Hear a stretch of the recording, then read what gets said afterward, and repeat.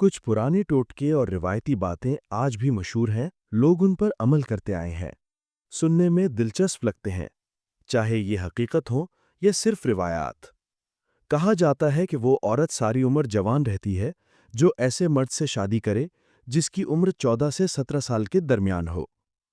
अगर पेशाब के बाद कतरे आते हों तो भुने हुए चने और काले तिल दूध के साथ खाएं।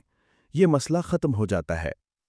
पाखाना करने या पानी पीने के दौरान अचानक हिचकी आए तो कहा जाता है कि दिल की धड़कन रुकने के करीब है।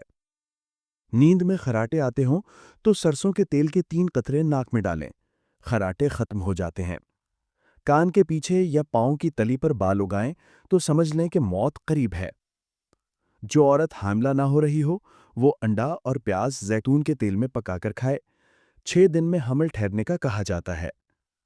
सर में दर्द हो तो सफ़ेद जीरा मुंह में रख लें, फौरन आराम आ जाता है। दांत टेढ़े हों तो रोजाना दांतों पर पुदीना रगड़ें, दांत सीधे हो जाएंगे।